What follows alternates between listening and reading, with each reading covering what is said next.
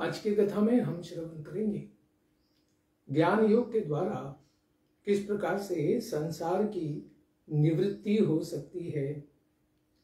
उद्धव गीता में भगवान श्री कृष्ण उद्धव जी को बताएंगे कि ज्ञान कितना महान है, जो इस संसार में सारे भौतिक द्वंद्वों को ज्ञान के द्वारा व्यक्ति या साधक किस प्रकार से लांग कर विशुद्ध ज्ञान तत्व को प्राप्त कर सकता है। हम श्रवण कर रहे हैं श्रीमद् भागवतम का 11 स्कंद अध्याय 28वां ज्ञान योग। भगवान उद्धव जी को बोलते हैं, परस्वभाव कर्माणि न प्रशंसेत न गर्हयेत। मनुष्य को यानी साधक को चाहिए कि किसी भी दूसरे व्यक्ति के बद्ध स्वभाव के कारण जो भी कर्मों की गति के अनुसार उसके पास कभी गुण और कभी दुर्गुण भी देखे जा सकते हैं, तो उनके अच्छे गुणों की भी ज्यादा प्रशंसा न करें और उनके दुर्गुणों की आलोचना भी न करें। क्यों? भगवान कहते हैं कि सारा भौतिक जगत जो है ये प्रकृति और भोग प्राप्ति की इच्छा करने वाले आत्माओं का सम्मेल मात्र है, लेकिन ये दोनों का कारण यानी प्रकृति और जीव दोनों का कारण यानी परम सत्य भगवान परमात्मा ही है और उन्हीं के ऊपर ये दोनों आश्रित है। तो सारे स्वभाव इस संसार में जो जीव धारण करता है वे सत्वगुण, रजोगुण या तमोगुण के सानिध्य में या उनको अपना मानने से ही तो प्रकटित होते हैं। सात्विक गुणों के द्वारा सात्विक कर्म, राजसिक के द्वारा राजसिक कर्म और तामस संग के द्वारा तामसिक गुण या कर्म किए जाते हैं और यह सब माया शक्ति के द्वारा उत्पन्न होते हैं। इसीलिए प्रकृति और पुरुष यानी आत्मा दोनों के स्वामी भगवान से यह आने के कारण एक प्रकार से भिन्न नहीं है, लेकिन स्वरूप में ये दोनों ही भगवान से अलग कार्य करते हैं, इसलिए भिन्न भी है। यही अचिंत्य भेदाभेद तत्व है जो श्रीमान चैतन्य महाप्रभु ने इसका प्रचार किया है। इसीलिए सारी अभिव्यक्तियां गुणों के द्वारा होने के कारण वे क्षणिक है और मायिक है।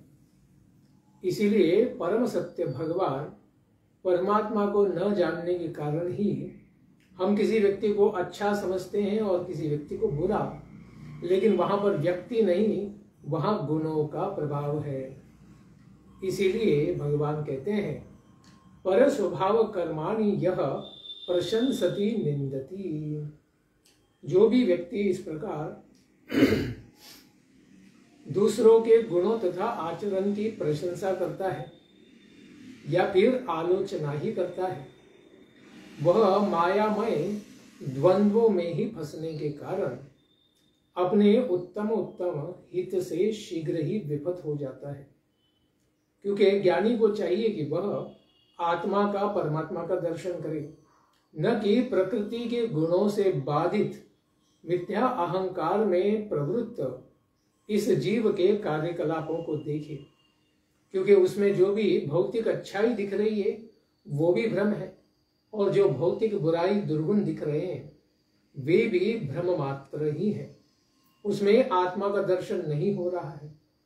इसलिए आत्मदर्शन से विमुख होने वाला व्यक्ति इस प्रकार से गुण और दोषों का दर्शन करेगा। इसीलिए न गुणों को किसी के धारण करे, न दुर्गुणों को ही धारण करे या देखे ही। इसलिए किसी के पास उच्च भौतिक आनंद होगा, किसी के पास नहीं होगा, लेकिन दोनों ही भौतिक है। लेकिन आत्मा के लिए यह भौतिक सुख और दुख दोनों ही भ्रम है। इसीलिए कोई सुखी है और कोई दुखी है, इस प्रकार से समझना भी ज्ञान में बाधा है, क्योंकि वे आत्मदर्शन से विमुख होने वाले व्यक्ति के लिए ही होते हैं। इस संसार में जो भी व्यक्ति है वह शरीर में बद्ध है, लेकिन हमें लगता है कि जो जेल में है वो बद्ध है और जो जेल के बाहर है वो मुक्त है, लेकिन दोनों ही जीव संसार में बद्ध है। जब तक भौतिक शरीर से व्यक्ति मुक्त नहीं हो जाता, भगवान का नित्य सानिध्य जिसको प्राप्त नहीं है, वो हर एक व्यक्ति संसार में बद्ध ही है। इसीलिए भौतिकतावादी स्तर पर व्यक्ति कितना भी उन्नत हो जाए, लेकिन जब तक भगवान का उसे साक्षात्कार नहीं है तब तक उसने कुछ भी प्रगति नहीं की है। इसलिए आत्मा इस संसार में जब बद्धावस्था में सारी ही है, तो इनमें जब तक व्यक्ति भगवत साक्षात्कार नहीं कर लेता, उसमें अपनी सही स्थिति आई ही नहीं है। इसलिए ज्ञानी को चाहिए न किसी के गुण देखे न ही दोष। भगवान आगे कहते हैं, जिस प्रकार से देहधारी आत्मा इसकी इंद्रिया स्वप्न देखने के भ्रम या मृत्यु जैसी गहरी निद्रावस्था के द्वारा परास्त हो जाती है, उसी तरह भौतिक द्वंद्व का अनुभव करने वाले व्यक्ति को मोह तथा मृत्यु का सामना करना पड़ता है। जिस प्रकार से व्यक्ति रात को सोता है या कभी दिन में भी सोता है तो स्वप्न देख लेता है, तो ये स्वप्न क्या है? भ्रम है, लेकिन ये थोड़े समय के लिए चलता है। लेकिन मृत्यु यह बहुत बड़ा स्वप्न है या बहुत बड़ी निद्रावस्था है, जिसमें उसका पूरा शरीर ही बदलकर नया शरीर उसे प्राप्त होता है और उसके लिए काफी समय बीच में जाता भी है। लेकिन इसके द्वारा एक स्वप्न की निवृत्ति हो रही है और दूसरे स्वप्न की प्राप्ति हो रही है। या रात में एक सपना देख रहे हैं और दिन में एक सपना देख रहे हैं। इसीलिए दोनों अवस्थाएं निद्रा अवस्था की जैसे ही हैं आत्मा के लिए। इसीलिए इन द्वंद्वों का अनुभव करने वाला व्यक्ति, यह मिथ्या अहंकार के द्वारा जीव इसका अनुभव कर रहा है, तो यह जीव जो है मोह तथा मृत्यु का, इसे बारंबार सामना करना पड़ेगा, क्योंकि यह ज्ञान तत्व से विमुख हो चुका है। ऐसे व्यक्ति के लिए कहते हैं किम भद्रम किम अभद्रम वा। जो कुछ भी भौतिक शब्दों के द्वारा व्यक्त किया जाता है, यानी ये व्यक्ति अच्छा है, ये व्यक्ति बुरा है, ये पापी है, ये पुण्यवान है, ये सब मन के द्वारा ध्यान जो किया जाता है वह परम सत्य नहीं है। भौतिक शब्दों से केवल भौतिक अभिव्यक्ति ही हो रही है। इसलिए अच्छा बुरा ये जो द्वैत है, ये इस असार जगत में वस्तुतः क्या अच्छा है और क्या बुरा है, और ऐसे अच्छे तथा बुरे की मात्रा को कैसे नापा जा सकता है? सारे ही भ्रमित अगर है तो फिर कोई 100% भ्रमित है, कोई 50% भ्रमित है, इस प्रकार का विश्लेषण भी किया जाए तब भी सारे तो अज्ञान में ही पड़े हैं। इसलिए भगवान के आदेशों का पालन न करने वाले जीव इस संसार में सदा ही दुख ही पाते हैं, और तथाकथित सुख भी उनको भ्रम में ही रखता है, क्योंकि वह आत्मा और परमात्मा के ज्ञान से विमुख है। इसलिए भगवान इस जो भ्रम हमें अनुभव होते हैं उनके बारे में कहते हैं, यद्यपि छायाएं, प्रतिध्वनि और मृगमरीचिकाएं असली वस्तुओं के भ्रामक प्रतिबिंब ही होती है, क्योंकि छाया में बिंब अर्थपूर्ण या गेय भाव का सादृश्य उत्पन्न करता है। छाया जो है व्यक्ति का थोड़ा थोड़ा हमें क्या करती है, ज्ञान देती है, लेकिन छाया पूरा ज्ञान नहीं दे सकती है, भ्रम ही। इसी तरह यद्यपि शरीर, मन और अहंकार इन सबके साथ बद्ध जीव की पहचान भ्रामक है। हम स्वयं को कुछ मान लेते हैं, वो अहंकार है। हम स्वयं को मन, यानी मन के ऊपर जो भावनाएं प्रकट होती हैं उनको स्वयं को मान लेते वो भी भ्रम है। और शरीर यानी इंद्रियों वाला ये शरीर हम स्वयं को मानते हैं, ये भी भ्रम मात्र ही है। किंतु ये सारी पहचान मृत्यु पर्यंत उसके भीतर भय उत्पन्न करती रहती है, क्योंकि जब शरीर को ही स्वयं को मान लिया तो भी उस शरीर का नाश होने का भय उत्पन्न है। प्रतिदिन प्रतिक्षण वह भय उसका पीछा करता है। लेकिन संसार जो सारा भगवान के चरणों पर ही आश्रित है, वे एकमात्र परमात्मा ही इस जगत के परम नियंता और सृष्टा है। इसीलिए अकेले वे ही उत्पन्न, उनके द्वारा सब कुछ किया हुआ है। इसी प्रकार से जो समस्त जगत का आत्मा स्वरूप है, वह पालन भी करता है और पालित भी होता है, हरता भी और हरा भी जाता है। यद्यपि परमात्मा हर वस्तु से तथा अन्य हर किसी वस्तु से पृथक है, भिन्न है, किंतु कोई अन्य जीव उनसे पृथक रूप में निश्चित नहीं किया जा सकता, क्योंकि सारे ही भगवान के ही छोटे छोटे अंश हैं। इसलिए पूरी तरह पृथक नहीं किया जा सकता। इसलिए संसार में जो प्रकृति है, ये तीन प्रकार की प्रकृति के जो भी उनके भीतर देखी जाती है, प्राकट्य का कोई भी वास्तविक आधार नहीं है। भगवान से ही सब कुछ आया है। तो भले ही भ्रम रूपी बहुत सारे दर्शन इस संसार में होते हैं, लेकिन वे वास्तविक यानी आध्यात्मिक नहीं है। इसीलिए प्रत्युत उद्धव को भगवान कहते हैं कि तुम यह समझ लो कि तीन गुणों वाली यह प्रकृति भगवान की माया शक्ति का ही प्रतिफल है। तो ऐसी माया में बद्ध जीव जो है, इनमें गुण और दोष क्या देखने हैं। इसलिए भगवान कहते हैं कि जिसने मेरे द्वारा यहाँ पर वर्णित यह सैद्धांतिक और अनुभूत ज्ञान में स्थिर होने की विधि को भली भांति समझ लिया है, ज्ञान को समझ लिया है और विज्ञान के रूप में जीवन में भी उतार लिया है, वह भौतिक निंदा या स्तुति में रत नहीं होता है, उसमें समय को बर्बाद नहीं करता है।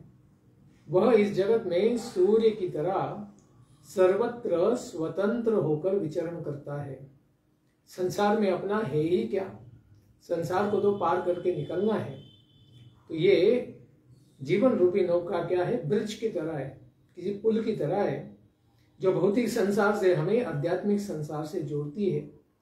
तो उस पुल के ऊपर घर ज्यादा समय के लिए बनाने से कोई लाभ नहीं, क्योंकि पुल का उपयोग घर बांधने के लिए नहीं होता है। उसका उपयोग होता है कि एक प्रदेश से दूसरे प्रदेश में चले जाना, समुद्र या नदी को लांग जाना। उसी प्रकार से यह मनुष्य रूपी जो पुल है, वो आध्यात्मिक ज्ञान के द्वारा हमें इसको पार कर जाना चाहिए, भौतिक संसार को। इसीलिए भगवान कहते हैं कि प्रत्यक्ष अनुभूति भी करनी चाहिए, तर्क संगत नियमन भी करना चाहिए, शास्त्रोक्त प्रमाणों का भी अभ्यास करना चाहिए, और आत्मा अनुभूति द्वारा मनुष्य को यह सब कुछ जान लेना चाहिए कि इस जगत का आदि तथा अंत है। कभी तो ये प्रकट हुआ और कभी तो ये लय होने वाला है। इसीलिए यह परम सत्य नहीं है, क्योंकि इसमें सदा ही विकार आते ही रहते हैं। इस तरह मनुष्य को निर्लिप्त होकर तीनों गुणों का त्याग करते हुए निर्गुण हो जाना चाहिए, यानी इन गुणों से ऊपर उठ जाना चाहिए। निस्त्रैगुण्यो भवार्जुन, गीता में भगवान कहते हैं। और ऐसा निर्लिप्त होकर गुणों से बचते हुए केवल भगवान की भक्ति करते हुए जगत में रहना चाहिए। तो उद्धव जी कहते हैं कि भगवान इस भौतिक जगत के लिए यह संभव नहीं कि वह दृष्टा रूपी आत्मा का अनुभव हो या दृश्य रूपी शरीर का अनुभव हो। एक और जहां पर आत्मा स्वाभाविक तौर पर पूर्ण ज्ञान से तो संबंधित होता है, भगवान का अंश है, तो उसे ज्ञान तो है। वही दूसरी ओर भौतिक शरीर चेतन जीव नहीं है, यह शरीर तो सदा ही मृत है, केवल पंच महाभूत का गोला है। तो इसमें चेतना तो नहीं है, चेतना आत्मा से आती है। तो फिर जगत का यह अनुभव किससे संबंध है? कैसे यह संभव होता है कि आत्मा जो भौतिक गुणों के परे है और शरीर तो मृत है, फिर भी इस शरीर का अनुभव कि मैं ये शरीर हूं, इस प्रकार से ये अनुभव कैसे संभव हो सकता है? आत्मा अव्यय है, दिव्य है, शुद्ध है, आत्म प्रकाशित है तथा किसी भौतिक वस्तु से कभी भी नहीं ढका जाने वाला है। यह तो अग्नि के समान तेजस्वी है, किंतु अचेतन शरीर जिसमें चेतना नहीं, काष्ठ लकड़ी की तरह मंद ही है और अनभिज्ञ है, कुछ भी नहीं जान सकता है अपने आप। अतएव इस जगत में वह कौन है जो वास्तव में भौतिक जीवन का अनुभव करता है? भगवान कहते हैं कि जब तक मूर्ख आत्मा जो भ्रमित हो चुका है, भौतिक शरीर, इंद्रिय तथा प्राण के प्रति आकृष्ट रहता है और इस शरीर के द्वारा ही मैं ये भौतिक शरीर हूं इस प्रकार से धारणा कर लेता है, तब तक उसका भौतिक अस्तित्व विकसित होता रहता है। यद्यपि अंततो गत्वा यह अर्थहीन होता है।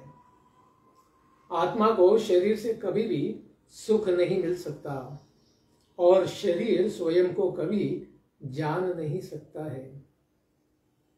इसीलिए वस्तुतः जीव भौतिक जगत से परे है, क्योंकि जीव यानी आत्मा इस संसार का पदार्थ है ही नहीं, किंतु भौतिक प्रकृति पर प्रभुत्व दिखाने का प्रयास वह करता है और इसी मनोवृत्ति के कारण उसका भौतिक अस्तित्व मिटता नहीं है। क्योंकि जब तक उसको आसक्ति है संसार की, वो पुनः पुनः अलग अलग शरीरों को धारण कर रहा है, इसलिए उसका भौतिक अस्तित्व मिटता ही नहीं और वह सभी प्रकार की हानियों से प्रभावित होता है, जिस तरह स्वप्न में घटित होता है। भले ही स्वप्न में जो भी हो रहा है वो वास्तविक शरीर के साथ उसका कोई संबंध नहीं है, लेकिन उसका अनुभव यानी वह स्वप्न का अनुभव करने वाला मन के पटल पर जो भी स्वप्न देखे जा रहे हैं, वो देखने वाला दृष्टा तो जीव ही है, लेकिन वह भ्रमित अवस्था में है। इसलिए भगवान कहते हैं, यद्यपि स्वप्न देखते समय मनुष्य को अनेक अवांछित वस्तुओं का अनुभव होता है। जंगल में कोई शेर पीछे पड़ जाता है, कोई अपघात हो जाता है, बूढ़े ऊंचे पर्वत से नीचे गिर जाता है, किंतु जग जाने पर वह स्वप्न के सारे अनुभवों से तनिक भी उद्विग्न नहीं होता। जिस प्रकार जनक महाराज ने एक स्वप्न देखा था कि वैसे तो बड़े राजा हैं, सारे लोग उनकी सेवा में हैं, लेकिन स्वप्न में उन्होंने देखा कि उनके राज्य के ऊपर आक्रमण हो गया है और वे हार गए हैं और वे अभी बड़े ही संकटग्रस्त हो गए हैं। इस प्रकार से भयभीत होकर वे जब जाग जाते हैं तो देखते हैं कि मैं तो राजा हूं और मैं अपने कक्ष में आराम से सो रहा हूं। इस प्रकार से उनका सारा भ्रम तो टूट रहा था। लेकिन उन्होंने ज्ञानी पुरुषों से पूछा कि क्या मैंने स्वप्न में जो समस्याएं या दुख देखा वो सत्य था या अब मैं जो देख रहा हूं वो सत्य है? इसका उत्तर याज्ञवल्क्य जी ने दिया था कि जिसका अनुभव कुछ समय के बाद बदल जाता है वह सत्य नहीं होता है, वह असत्य होता है। इसलिए आपने स्वप्न में जो देखा वो भी असत्य था और अभी आप जो देख रहे हैं ये भी असत्य है। तो सत्य क्या है? सत्य है आत्मा जो इन दोनों का अनुभव कर रहा है। स्वप्न का अनुभव करने वाला व्यक्ति और अभी जागृत अवस्था में जो अनुभव कर रहा है वो तो नहीं बदल रहा है। इसीलिए स्वप्न का और जागृत का अनुभव करने वाला व्यक्ति ही सत्य है। आत्मा सत्य है, स्वप्न या जागृत अवस्था भी सत्य नहीं है आत्मा के लिए। इसलिए भगवान कहते हैं इस संसार में जो जो अनुभव है, जैसे शोक, हर्ष, भय, क्रोध, लोभ, मोह, लालसा, जन्म और मृत्यु, ये सब मिथ्या अहंकार के अनुभव है। अहंकार क्या है कि मैं ये भौतिक शरीर या मन हूं, इसी के कारण ये सब हमारे अनुभव आ रहे हैं। लेकिन ये अनुभव शुद्ध आत्मा के नहीं है, ये केवल मिथ्या अहंकार के स्तर पर ही अनुभव किए जा रहे हैं। इसलिए जो जीव अपनी पहचान गलती से फिर अपने शरीर, इंद्रिय, प्राण, मन इन सब से करता है और जो इन आवरणों के भीतर ही रहता है, वह अपने ही बद्ध भौतिक गुणों तथा कर्म का रूप धारण करता है और भौतिक अवस्था में यानी चेतना में ही फंसा रहता है। वह समग्र भौतिक शक्ति के सापेक्ष विविध उपाधियां ग्रहण करता है। ब्राह्मण, क्षत्रिय, वैश्य, शूद्र, चांडाल, ये सब क्या है? सापेक्ष उपाधियां हैं। और इस तरह परम काल जो भगवान का ही एक रूप है, इसके द्वारा कठोर नियंत्रण में आ जाता है। समय के अनुसार दिन रात उसको अनुभव करने पड़ते हैं, या फिर जन्म, मृत्यु, जरा, व्याधि, इन सब का भी काल के प्रभाव में अनुभव करना पड़ता है। संसार के भीतर इधर उधर दौड़ने के लिए उसे बाध्य कर दिया जाता है। इसलिए यद्यपि मिथ्या अहंकार का कोई यथार्थ आधार नहीं है, भौतिक संसार में मिथ्या अहंकार तो सदा ही विकृत होता रहता है, उसका कोई यथार्थ आधार नहीं है, किंतु यह अनेक रूपों में देखा जाता है, जैसे मन, वाणी, प्राण और शरीर के कार्यों के रूप में भी देखते हैं। किंतु प्रामाणिक सद्गुरु की उपासना के द्वारा तेज की गई हुई यह ज्ञान रूपी तलवार से जिसको बहुत अच्छे से धार लगाई है, इस प्रकार गंभीर साधक जो होते हैं, इस मिथ्या पहचान को काट देते हैं।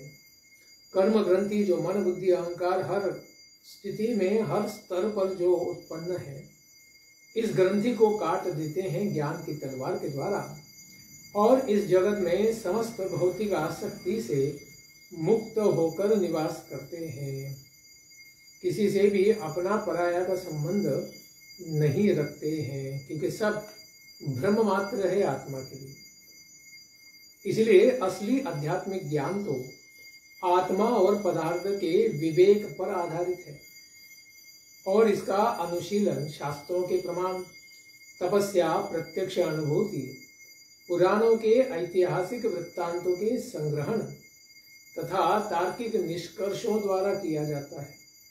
हर प्रकार से, लेकिन कहीं तो इसका अनुभव कर लेना चाहिए इस आध्यात्मिक ज्ञान का, क्योंकि परब्रह्म जो अकेला ही इस ब्रह्मांड की सृष्टि के पूर्व विद्यमान था और जो इसके संसार के संहार के बाद भी बचा ही रहेगा, वही काल तथा परम कारण भी है। इस सृष्टि के मध्य में भी एकमात्र परब्रह्म ही वास्तविक सत्य है। तो सारा संसार भले ही बड़ा भ्रम है, लेकिन ये सारा भ्रम और सारे जीव और प्रकृति भी भगवान के ऊपर ही आधारित है, भगवान से ही उत्पन्न है। इसलिए ये जगत कभी भी जीव के लिए आश्रय नहीं है, केवल भगवान ही जीवों के लिए, प्रकृति के लिए आश्रय है। उदाहरण देते भगवान, जिस प्रकार सोने की वस्तुएं तैयार होने से पूर्व एकमात्र सारा सोना ही रहता है और जब ये वस्तुएं सारी नष्ट हो जाती हैं तो भी एकमात्र सोना ही बचा रहता है। सारे सोने के गहने गला दिए जाएं तो पुनः केवल सोना ही बचता है। और जब विविध नामों से व्यवहार में लाने जाने पर भी एकमात्र सोना ही अनिवार्य सत्य होता है। उसी तरह इस ब्रह्मांड की सृष्टि के पहले, इसके संहार के बाद और जब इसका अस्तित्व होता है उस समय में भी भगवान कहते हैं केवल मैं ही विद्यमान रहता हूं, भगवान ही परम सत्य है। इसलिए भौतिक मन चेतना की 3 अवस्थाओं को प्राप्त करता है, कभी लगता है हम जागृत हैं, कभी सुषुप्ति यानी स्वप्न काल सो जाता है, और सुषुप्ति यानी बहुत गहरी नींद जिसमें किसी भी स्वप्न का भी आभास नहीं है। इन सब में यह प्रकट होता है क्या? भौतिक चेतना, जो प्रकृति के 3 गुणों से उत्पन्न होती है। और फिर मन 3 भिन्न भिन्न भूमिकाओं में, कभी दृष्टा यानी इस सब को देखने वाला मन जो है, ये सब जागृत सुषुप्ति स्वप्न इनको देखने वाला, दृश्य यानी जो स्वप्न आदि या फिर सामने दिखाई देने वाले रूप आदि है, इन सब के रूप में तथा अनुभूति के नियामक रूप में प्रकट होता है। अनुभूति भी एक मन का ही कार्य है। इस प्रकार मन तीनों उपाधियों में लगातार विविध प्रकारों से प्रकट होता है। दृष्टा, दृश्य और अनुभूति के नियामक रूप में इस प्रकार से 3 रूप प्रकट करता है। किंतु इन सबों से भिन्न एक चौथा तत्व भी है, वो सदा ही विद्यमान है और वही परब्रह्म है। इसलिए कठोर उपनिषद में भी कहा गया है, तमेव भान्तम अनुभाति सर्वम तस्य भासा सर्वमिदं विभाति। भगवान ही वो परम ज्योति परमात्मा है जिनके बल पर हर वस्तु अपना प्रकाश फैलाती है, और उनका प्रकाश इस ब्रह्मांड की हर वस्तु को प्रकाशित करता है। इस तरह अनुभूति, ज्ञान और संवेदनशीलता की पूरी परिधि भगवान की अनुभूति, उनका ज्ञान और संवेदनशीलता का तुच्छ विस्तार है। इसलिए भगवान कहते हैं कि जो भूतकाल में विद्यमान नहीं था और जो भविष्य में भी विद्यमान नहीं रहेगा, उसकी पूरी अवधि में कोई अस्तित्व नहीं होता। यानी हमारा भौतिक शरीर कुछ वर्षों पूर्व हमारे पास इस प्रकार से नहीं था, और कुछ वर्षों के बाद जब हम ये शरीर छोड़ भी देंगे तब भी यह अस्तित्व में नहीं होगा। तो फिर पूरी अवधि में जो भी दिख रहा है उसमें भी इसका कोई अस्तित्व नहीं है। वह केवल ऊपरी उपाधि है कि हम ये शरीर हैं। लेकिन भगवान कहते हैं कि मेरे मत में जो कुछ उत्पन्न किया जाता है तथा किसी अन्य वस्तु से उद्घाटित किया जाता है, वही अंततः एकमात्र अन्य वस्तु होता है। यानी यह शरीर किसी और शरीर से आया है, और इस प्रकार से वह सब क्या है? अन्य वस्तु यानी भगवान, इनके द्वारा सारे जीव प्रकट होते हैं। तो सारे जीव भगवान के ऊपर ही आश्रित हैं, यह समझना अत्यंत आवश्यक है। और अन्य वस्तु यानी अनेक जीव प्रकृति आदि उत्पन्न होते हैं, ये मुख्य वस्तु यानी भगवान परमात्मा से ही उद्भासित होते हैं। इस संसार में जो 3 गुण हैं वो वास्तव में विद्यमान न होते हुए भी ये रजोगुण से उत्पन्न रूपांतरों की यह अभिव्यक्ति सत्य प्रतीत होती है, क्योंकि स्वयं व्यक्त, स्वयं प्रकाशित परब्रह्म अपने को ही नाना प्रकार की इंद्रिय विषयों तथा मन तथा शरीर के तत्वों के रूप में प्रकट करता है। भगवान से ही महतत्व, प्रकृति, अव्यक्त और पंच महाभूत, इंद्रिया, उनके विषय, मन, बुद्धि, अहंकार, ये सब क्या है? भगवान से ही प्रकट होने वाले 24 तत्व हैं। इस तरह विवेकशील तर्क द्वारा परब्रह्म की अनन्य स्थिति को अच्छी तरह से समझ लेना चाहिए, और मनुष्य को चाहिए कि पदार्थ से अपनी गलत पहचान का कुशलता पूर्वक निषेध करे। मैं शरीर हूं, मन, बुद्धि, अहंकार हूं, ये सब मानना हमें त्यागना चाहिए। और आत्मा की पहचान सारे संशयों को छिन्न भिन्न कर डालती है। अगर हम आत्मा को समझे कि आत्मा का भौतिक संसार से कोई संबंध नहीं है, तो फिर सारी आसक्ति अपने आप ही नष्ट हो जाएगी। ज्ञान के द्वारा वैराग्य भी आ जाएगा। और आत्मा के स्वाभाविक आनंद से तुष्ट होते हुए मनुष्य को भौतिक इंद्रियों के फिर काम वासनामय कार्यों से दूर रहना चाहिए, क्योंकि आत्मा तो केवल आध्यात्मिक आनंद से ही आनंदित होगा, भौतिक आनंदों से केवल उसका भ्रम ही बना रहेगा। इसलिए संसार में काम, क्रोध, लोभ, मोह, मद, मत्सर, ईर्ष्या, इच्छा, द्वेष, इन सब का त्याग कर देना चाहिए। इसलिए ये जो शरीर जो पृथ्वी से बना हुआ है, यह असली आत्मा नहीं है, न ही इंद्रिया, उनके अधिष्ठात्री देवता भी नहीं, या फिर प्राण वायु, न बाहर का वायु, न अंदर का वायु, न जल, न अग्नि, न मन ही है। ये सब क्या है? भौतिक पदार्थ तत्व हैं। इसी तरह न तो मनुष्य की बुद्धि, न ही उसकी चेतना, न ही अहंकार, न ही आकाश, पृथ्वी, न इंद्रिया या इनके अनुभूति के विषय, न भौतिक साम्य की आदि अवस्था ही आत्मा की वास्तविक पहचान माना जा सकता है। इसलिए भगवान कहते हैं कि जिसने मेरी पहचान भगवान के रूप में कर ली है कि कृष्णस्तु भगवान स्वयं, भगवान कृष्ण ही भगवान है, उसके लिए इसमें क्या श्रेय रखा है भौतिक संसार या शरीर में? यदि उसकी इंद्रियां जो गुणों से उत्पन्न है ध्यान में पूरी तरह एकाग्र हो जाए, दूसरी ओर इसमें कौन सा कलंक लगता है कि इस शरीर ने कुछ पाप कर दिया? यदि उसकी इंद्रियां चलायमान होगी, विषयों में चली गई, निसंदेह इससे सूर्य का क्या बनता बिगड़ता है। यदि बादल आते हैं और चले जाते हैं, बादल आते हैं तो सूर्य को नहीं ढकते हैं, वो व्यक्ति को ढकते हैं, सूर्य को उससे कोई बाधा नहीं होती है। भले ही हमें लगता है कि सूर्य अस्ताचल को चला गया, डूब गया, लेकिन सूर्य न डूबा है न ही नष्ट हुआ है, केवल हमारी दृष्टि से ओझल हो गया है।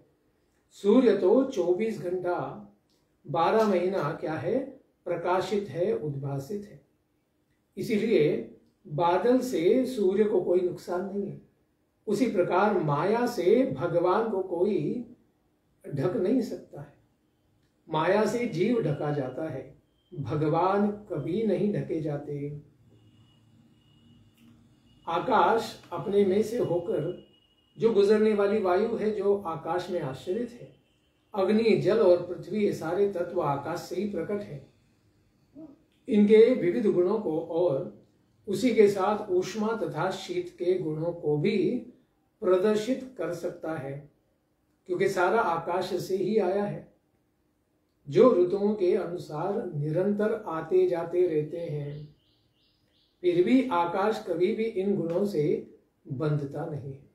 आकाश सदा ही मुक्त है इन सब गुणों से। जो बाकी सारे विकार आकाश से आते हैं, यानी वायु, अग्नि, जल और पृथ्वी, फिर भी आकाश अबाधित रहता है। इसी प्रकार परब्रह्म परमात्मा सतोगुण, रजोगुण और तमोगुणों के दूषणे से कभी भी आच्छादित नहीं होता, बंधता नहीं है, क्योंकि ये सब मिथ्या अहंकार का भौतिक विकार उत्पन्न करने वाले हैं। भगवान कहते हैं इस पर भी मनुष्य जब तक दृढ़ता पूर्वक भगवान की भक्ति नहीं करता है, अच्छे से भक्ति योग का अभ्यास नहीं करता है, मद भक्ति योगेन दृढ़ेन यावत्, अच्छे से नाम संकीर्तन में, श्रवण कीर्तन स्मरण बंधन में नहीं लगता है, तब तक इस संसार के कल्मशों से नहीं बच सकता है। इस प्रकार भगवान की भक्ति के अभ्यास करके व्यक्ति अपने मन से भौतिक काम वासना के कल्मश को पूरी तरह जब तक निकाल नहीं फेंकता है, तब तक उसे इन भौतिक गुणों की संगति करने में बड़ी ही सावधानी बरतनी चाहिए।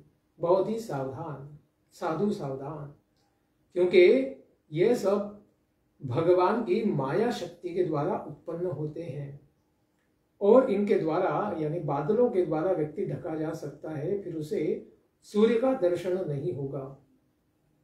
उसी प्रकार से अगर साधक इन गुणों से सावधान नहीं होता है तो वो भी इन बादलों से यानी गुणों से ढक जाएगा और फिर भगवान परमात्मा का दर्शन नहीं कर पाएगा।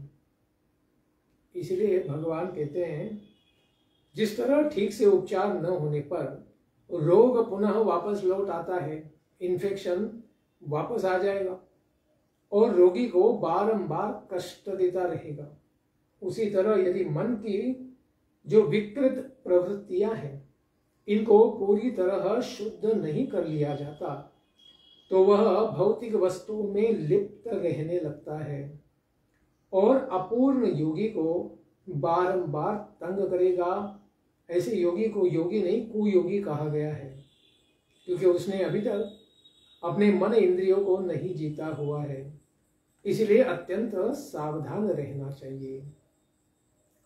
कभी कभी ऐसे अपूर्ण योगी इनकी उन्नति उनके पारिवारिक सदस्य, उनके शिष्य या फिर अन्य जीवों के प्रति आसक्ति के कारण रुक जाती है, वो बद्ध हो जाता है, क्योंकि ऐसे लोग इसी प्रयोजन से ईर्ष्यालु देवताओं के द्वारा भेजे जाते हैं कि उर्वशी, रंभा, ये सब अप्सराएं भी योगियों के पीछे लग के उनको भ्रमित करते हैं, योग साधना में बाधित कर देती है, उनकी प्रगति रुक जाती है। तो ये सब देवताओं के द्वारा ही भेजे हुए दूत हैं जो व्यक्ति को आगे बढ़ने नहीं देते। किंतु अपने संचित उन्नति के बल पर जितना भी योग साधना साधक ने योगी ने कर लिया है, उसके बल पर ऐसे अपूर्ण योगी अगले जन्म में तो अपना योगाभ्यास फिर से चालू कर देंगे, फिर से घर परिवार से मुक्त होकर, संसार से मुक्त होकर जंगल में चले जाएंगे, फिर अभ्यास करेंगे और वे फिर कभी सकाम कर्म के जाल में नहीं फंसेंगे, नहीं फंसना चाहेंगे, क्योंकि उन्हें पता है इसके द्वारा पुनः एक जन्म बर्बाद हो जाएगा। इसलिए सामान्य जीव जो भौतिक कर्म करता है और ऐसे कर्म के फल से रूपांतरित हो जाता है, एक शरीर से दूसरे शरीर का भाव ले लेता है, इस तरह वह विविध इच्छाओं से प्रेरित होकर अपनी मृत्यु पर्यंत सकाम कर्म करता है, केवल जॉब ही करता रहता है गधे की तरह। किंतु बुद्धिमान व्यक्ति अपने स्वाभाविक आनंद का अनुभव किए रहने से सारी भौतिक इच्छाओं को त्याग देता है। कुछ बनना है, कुछ बिगड़ना है, कुछ प्राप्त करना है, कुछ छोड़ना है, ये सब भावनाओं से परे चला जाता है और कभी भी सकाम कर्म में प्रवृत्त नहीं होता कि मुझे देवता बनना है, मुझे बहुत अच्छा शरीर चाहिए, मुझे ये चाहिए, मुझे वो चाहिए। इस प्रकार की भावना नहीं करता है। केवल भजन के लिए जितना आवश्यक है उतने से ही शरीर को संभालते हुए आगे बढ़ता है। इसलिए ऐसे बुद्धिमान व्यक्ति जिसकी चेतना आत्मा में स्थित है, परमात्मा के ऊपर ध्यान लगाए बैठा है, अपने शारीरिक क्रियाओं पर भी ध्यान नहीं दे पाता, ज्यादा ध्यान नहीं दे पाता है। खड़े बैठते, चलते लेटते, मूत्र त्याग करते समय, भोजन करते समय या अन्य शारीरिक कार्य करते हुए भी वह यही समझता है कि बस शरीर अपने स्वभाव के अनुसार कार्य कर रहा है, इसका मुझसे कोई संबंध नहीं, यानी आत्मा से इसका कोई संबंध नहीं।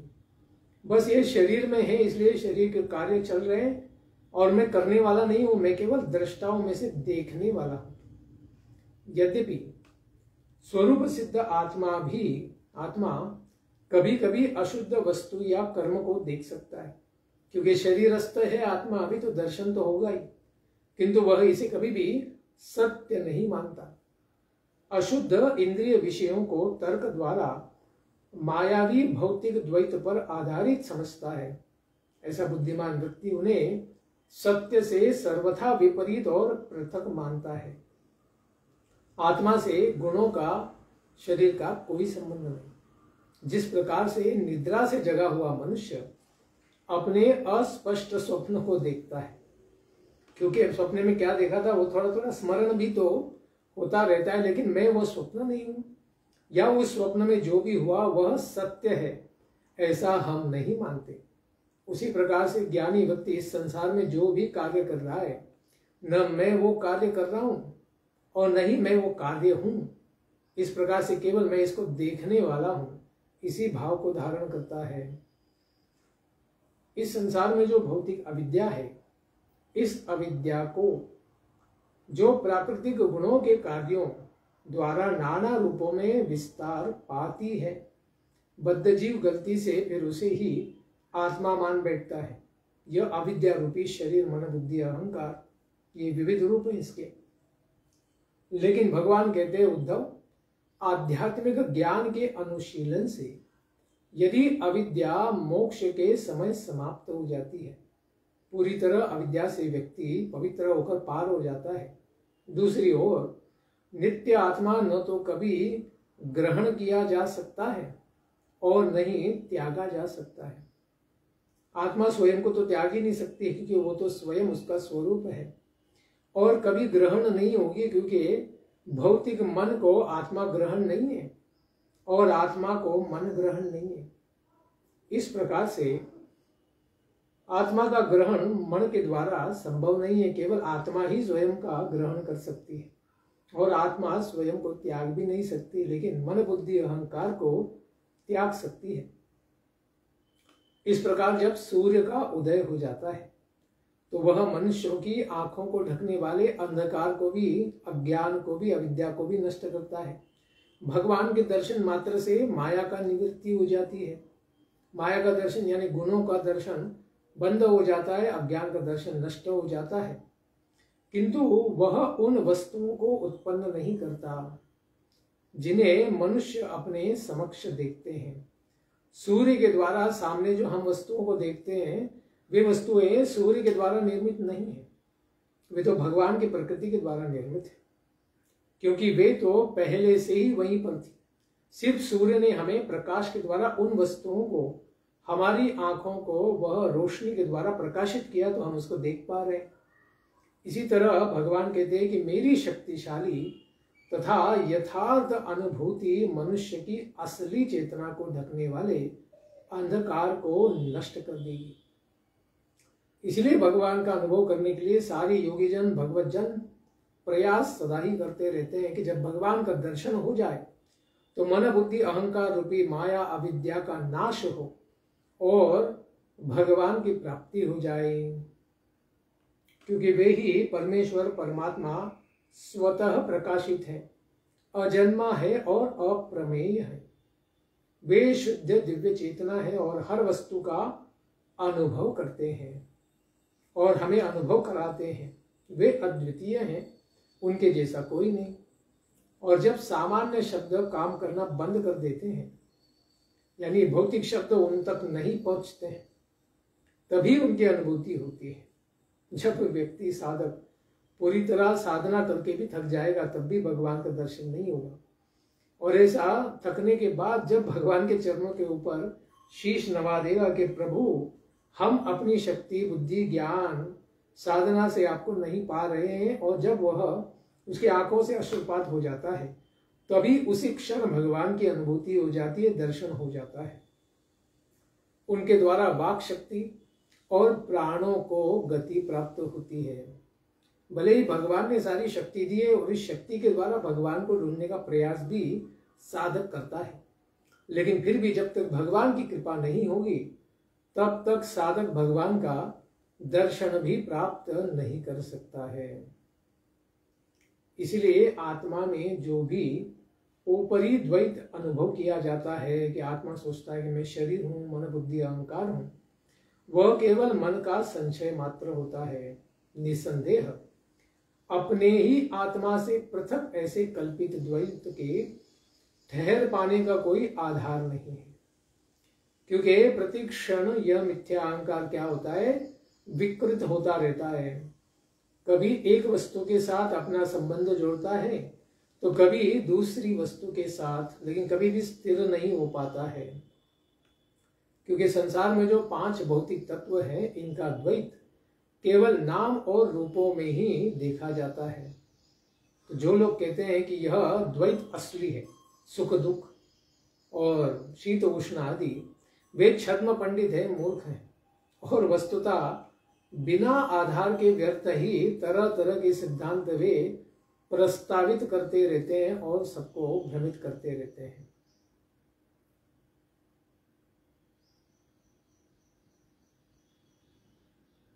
इसलिए भगवान कहते हैं कि अपने अभ्यास में अभी तक परिपक्व न होने वाले प्रयत्नशील योगी का शरीर कभी कभी विविध उत्पादों की चपेट में आ जाता है, आ भी सकता है। अतएव भगवान कहते हैं कि निम्नलिखित विधि संस्थित की जाती है जब तक योगी ने अपनी पूर्णता को, भगवत साक्षात्कार को प्राप्त नहीं किया है। इसलिए भगवान कहते हैं योग धारण या, इनमें से कुछ व्यवधानों को यौगिक ध्यान द्वारा या शारीरिक आसनों के द्वारा, जिनका अभ्यास प्राणायाम में एकाग्रता के साथ साथ किया जाता है, दूर किया जा सकता है व्यवधानों को। और अन्य व्यवधानों को विशेष तपस्या करके, मंत्रों को धारण करके और जड़ी बूटियों से बनी हुई औषधियों के द्वारा भी शरीर और मन के कुछ विकारों को दूर किया जा सकता है। इनका भी उपयोग लाया जा सकता है। इन अशुभ उत्पातों को भगवान का स्मरण करके सदा ही अनुध्यानेन, और उनके नाम का समूह जो है, अलग प्रकार के नाम है, कृष्ण गोविंद वासुदेव, सामूहिक श्रवण यानी सत्संग में इनका श्रवण और कीर्तन करके, या योग के महान स्वामियों के पद चिन्हों पर चलकर उनकी सेवा करने से धीरे धीरे दूर किया जा सकता है। महाजनों एन गता सुबंधा, महाजनों की सेवा करके हम भी महाजन बन सकते हैं। इसलिए कुछ योगी जन विविध उपायों से शरीर के रोगों को प्राणायाम आदि के द्वारा नष्ट करते हैं तथा वृद्धावस्था से भी मुक्त कर लेते हैं स्वयं को, यानी स्वस्थ चित्त और शरीर, मन, बुद्धि, अहंकार उनका भौतिक रूप से अच्छा हो जाता है और उसे शाश्वत तरुण बनाए रखते हैं, यानी बहुत हजारों सालों के लिए शरीर को धारण करके रखते हैं, उनकी मृत्यु नहीं होती है। इस तरह से भौतिक योग सिद्धियां पाने के उद्देश्य से वे लोग योग में प्रवृत्त होते हैं और बड़ी कठोर तपस्या करते हैं। ऐसे जो लोग दिव्य ज्ञान में पटु हैं, वे इस योग की शारीरिक सिद्धि को अत्यधिक महत्व नहीं देते हैं, क्योंकि ये सब भौतिक शरीर भी तो भौतिक है और सिद्धियां भी भौतिक है, एक दिन आएंगी चली जाएंगी। इसको ज्यादा महत्व ज्ञानी लोग, भक्त लोग नहीं देते हैं। निसंदेह वे ऐसी सिद्धि के लिए किए गए प्रयास को भी व्यर्थ मानते हैं, समय का व्यय मात्र है, क्योंकि इसका आत्मा और भगवान परमात्मा से कोई संबंध नहीं है। क्योंकि आत्मा तो वृक्ष के सदृश स्थायी है, आत्मा का कभी नाश नहीं होता, किंतु शरीर वृक्ष के फल की तरह विनाशशील है। तो इस शरीर के ऊपर आने वाला फल, जैसे आत्मा के भ्रमित अवस्था का परिपाक ही भौतिक शरीर है, ये क्या है, फल की तरह है जो कुछ समय के बाद पक जाएगा, पक के गिर जाएगा और सड़ जाएगा। तो ये शरीर भले हजारों लाखों साल रह जाएगा, लेकिन अंततो गत्वा उसका पतन तो होना ही है, उसको मिट्टी बनना ही है। यद्यपि इस प्रकार योग की विभिन्न विधियों से शरीर मन सुधर भी जाए, किंतु बुद्धिमान व्यक्ति जिसने अपना जीवन भगवान को समर्पित कर दिया है, भगवत भक्ति में सदा ही लग गया है, उसे योग के द्वारा शरीर को पूर्ण बनाने पर भी, स्वस्थ होने पर भी अपनी श्रद्धा को नहीं दिखलाता, यानी बहुत अधिक प्रदर्शित नहीं करता, और वास्तव में वह ऐसी सिद्धियों को त्याग देता है। वो योग की सिद्धियों के ऊपर आकर्षित नहीं होता, उनके लिए प्रयास भी नहीं करता, और प्रयास न करने पर भी अगर सिद्धि प्राप्त हो जाए तो उनमें आसक्त नहीं होता, श्रद्धा नहीं रखता, भगवान का भजन सदा ही जारी रखता है, क्योंकि वह नित्य धर्म है। सिद्धियां, भौतिक शरीर, सुंदरता आनी और जानी है, लेकिन वास्तव में योग विधियों से वो क्या करता है, कभी भी अपनी ध्यान धारणा समाधि यानी भजन को नहीं छोड़ता है, लेकिन ऐसी विधियों को वह त्याग देता है जिसके द्वारा केवल योग सिद्धियों की प्राप्ति के लिए प्रयास हो। उन सब विधियों में उसकी श्रद्धा नहीं होती है। इसलिए भगवान कहते हैं कि जो साधक भक्त मेरा आश्रय लेकर मेरे द्वारा प्रोक्त इस प्रकार योग साधना में संलग्न रहता है, उसे संसार के कोई भी विघ्न विचलित नहीं कर सकते हैं, क्योंकि वह सदा ही आत्मानंद की अनुभूति में मग्न होता है। आत्मा यानी अपने आत्मिक स्तर पर केवल भगवान के भजन के द्वारा, केवल भगवान में ही स्थित होने के कारण ज्ञान की परिपूर्णता को प्राप्त करता है और शरीर त्यागते समय उर्वारुकमीव बंधनात् मृत्योर्मुक्षीय मामृतात्, वह उर्वारुक फल यानी ककड़ी के वृक्ष से गिरते ही, उसके बेली से गिरते ही तुरंत उसके बीज जिस प्रकार से उड़ जाते हैं, उसी प्रकार से शरीर का पात होते ही उसकी आत्मा भगवान के धाम निज रूप को प्राप्त करके चली जाती है। इस प्रकार से ज्ञानी व्यक्ति भगवान की भक्ति के साथ, योग साधना के साथ शरीर मन बुद्धि अहंकार सबको स्वस्थ रखते हुए भगवान का सदा ही भजन करता है और एक ही जन्म में भगवान की प्राप्ति के लिए सदा ही प्रयासरत होता है और भगवान की कृपा से उन्हें भगवान का दर्शन भी होता है और वह संसार सागर को पार कर जाते हैं। ऐसे श्री भगवान को बारंबार प्रणाम है। इस प्रकार ज्ञान योग के द्वारा संसार की निवृत्ति